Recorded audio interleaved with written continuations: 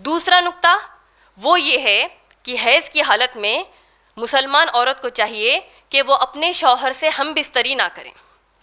کیوں؟ اس کا ذکر ہم کو صاف سیدھا قرآن میں سورہ بقرہ کی آیت نمبر 222 میں ملتا ہے، یعنی اپنی شرمگاہوں کو اپنے شوہر سے دور رکھنا ہے. لیکن صحیح بخاری کی حدیث نمبر 302 آپ پڑھیں گے، اللہ کے رسول محمد صلی اللہ علیہ وسلم نے اجازت دی ہے مسلمان شوہر اور مسلمان بیوی کو کہ وہ کپڑوں کے اوپر سے، یعنی اوور دا ڈریس، اپنی جو فزیکل نیڈ ہے یا بایولوجیکل نیڈ جس کو آپ کہتے ہیں، فطری تقاضے کو کپڑوں کے اوپر سے پورا کر سکتے ہیں. تو یہ ہو گیا دوسرا کام جو ہم حیض کی حالت میں ہم کو نہیں کرنا ہے. تیسرا کام ہے کہ حیض کی حالت میں مسلمان لڑکی یا مسلمان عورت قرآن مجید کو ہاتھ لگانا، قرآن کو کھول کر اس کے میں سے تلاوت کرنا، یہ کام مسلمان عورت حیض کی حالت میں نہیں کر سکتی. بعض علماء، معتبر علماء نے تو یہاں تک کہا ہے کہ موبائل اپلیکیشنز پر جو قرآن مجید کی تلاوت ہم کرتے ہیں، حیض والی عورت کو چاہیے کہ وہ بھی نہ کریں. کیوں؟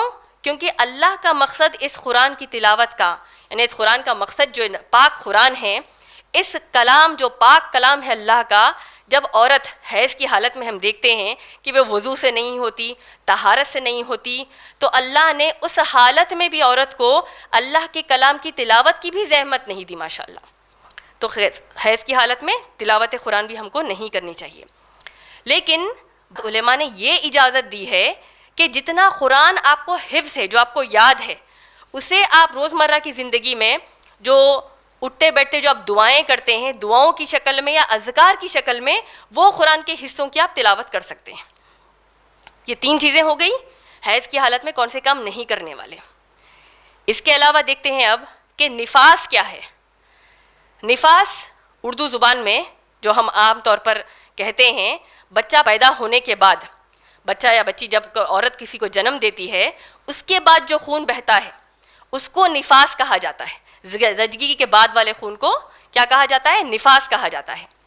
انگریزی میں اس کو عام طور پر پوسٹ پارٹم بلیڈنگ کہتے ہیں. اور جس طرح پیریڈز یا مینسس یا ماہواری یا حیض جس کو آپ کہتے ہیں، یہ 2 سے 7 دن یا 7 دن سے بڑھ کر کسی نہ کسی کو ہو سکتا ہے. نفاس کے لیے کہا جاتا ہے سائنٹیفکلی کہ اس کی میگزیمم ٹائم پیریڈ 40 دن ہے. اسی لیے آپ دیکھتے ہیں جب کبھی ہمارے رشتہ داروں میں یا خود ہمارے یہاں جب کسی کی ڈیلیوری ہوتی ہے تو 40 دن کی عدت کہا جاتا ہے. 40 دن یہ ناپاکی والے دن کہے جاتے ہیں.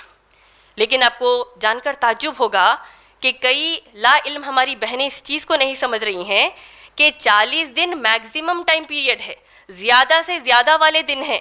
لیکن 40 دن کے اندر اگر ہماری کوئی مسلمان بہن، کوئی مسلمان عورت پاکی اختیار کر لیتی ہے، اس کو خون بہنا رک جاتا ہے، تو اس کو غسل لے کر نمازیں پڑھنی ہوگی اور رمضان کے روزے رہنے ہوں گے. تو یہ میگزیمم ٹائم پیریڈ نفاس کا ہے. نفاس کا خون بھی حیض کے خون کی طرح ہی گندا ہوتا ہے اور یہ بچہ پیدا ہونے کے بعد ہی ہوتا ہے. اور پھر نفاس کے لیے بھی وہی احکامات ہیں جو حیض کے لیے آئے ہیں.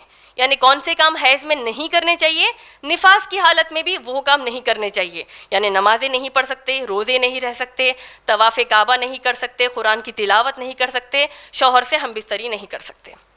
تو یہ کیا ہو گیا؟ حیض اور نفاس. تیسری شکل ہے جو ہم کو سمجھنی ہے آج پہلے مسئلے میں، وہ ہے استحاضہ. استحاضہ کہتے ہیں ایکسیسو بلیڈنگ کو یا irregular بلیڈنگ کو. اور یہ کس کو کہتے ہیں؟ زیادہ یا اضافہ والا خون اگر کسی عورت کو حیض کے جو زیادہ سے زیادہ دن ہو سکتے ہیں یا نفاس کے جو زیادہ سے زیادہ میگزیمم دن ہو سکتے ہیں، اس کے بعد بھی اگر خون بہتا رہے اور یہ خون اتنے دن مکمل ہونے کے بعد بھی بہہ رہا ہے، تو اس کو استحاضہ کہتے ہیں. اور خاص بات یہ ہے کہ استحاضہ کا خون گندا نہیں ہوتا، یعنی حیض یا نفاس کی طرح بدبودار، چگٹ یا گہرے لال رنگ کا نہیں ہوتا، بلکہ عام رگ کے خون کی طرح ہوتا ہے. تو یہ ایک چیز سمجھنا چاہیے. اس کا مطلب یہ ہوا کہ قرآن اور حدیث کی روشنی میں استحاضہ کی حالت میں اگر کوئی مسلمان ہماری بہن ہے، کوئی مسلمان عورت ہے، تو اس کو نمازوں اور روزوں کی کوئی چھوٹ نہیں ہے. استحاضہ کی حالت میں اس کو فرض نمازیں بھی پڑھنی ہے، رمضان کے روزے بھی رکھنا ہے، قرآن کی تلاوت سے کوئی ممانعت نہیں، یہاں تک کہ وہ شوہر سے ہم بستری بھی کر سکتی ہے. لیکن ایک چیز یہ بھی آپ کو واضح کر دوں کہ اگر استحاضہ کی حالت میں آپ دیکھ رہے ہیں کہ آپ کو یہ ایکسیسو بلیڈنگ ہو رہی ہے، لیکن وہ خون بہتے بہتے اس کے اندر اگر چگٹ پن آ جائے، بدبو آنا شروع ہو جائے، یا نہیں تو گہرے لال رنگ کا ہو جائے، تو سمجھ جائیے یہ حیض کا خون ہے، تو پھر اب آپ نمازیں اس وقت نہیں پڑھ سکتے۔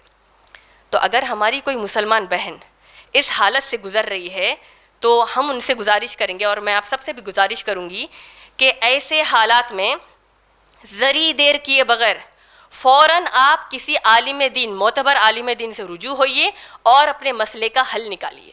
کیوں؟ کیونکہ آپ سوچئے، اگر خون استحاضہ کا ہے اور آپ نے اس کو حیض یا نفاس کا سمجھا اور آپ نے نمازیں چھوڑ دی تو پھر جہنم کا عذاب ہے، اور اگر خون استحاضہ کا نہیں ہے، حیض یا نفاس کا ہے، اور آپ وضو بناتی رہیں، نمازیں پڑھتی رہیں، قرآن کی تلاوت کرتی رہیں، شوہر سے ہم بستری کرتی رہیں، تب بھی بہت بڑا گناہ ہے۔ تو لہٰذا معتبر عالم دین یا معتبر عالمہ سے اس مسئلے پر آپ فوری رجوع ہو جائیے۔